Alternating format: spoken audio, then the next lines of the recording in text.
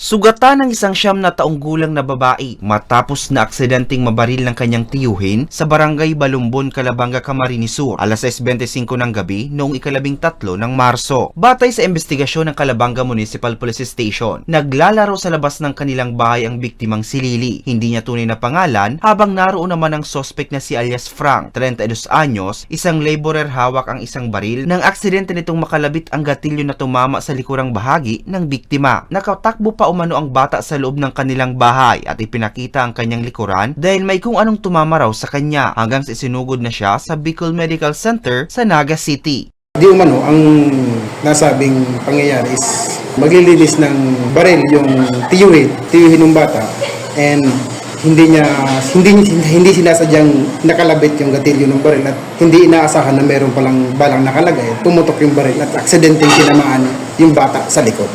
Voluntaryo namang sumuko sa mga otoridad sa barangay ang suspect. Bitbit ang gamit nitong baril na walang kaukulang dokumento. Naghahagad kami sa Indoning tabang, as in nakikihagad kami nakamu makisumaro sa panahon niya ng eleksyon na ligayanta ang mga siring na mga pangyayari.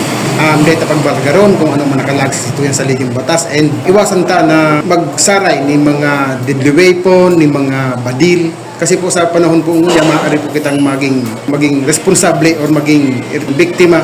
Hindi na sinampan pa ng kaso ang suspect, ngunit posible pa rin siyang maharap sa kasong paglabag sa COMELEC gun ban at pagbitbit ng dilisensyadong baril. Para sa mga balitang Tatak Bicol, Hercules Barbacena.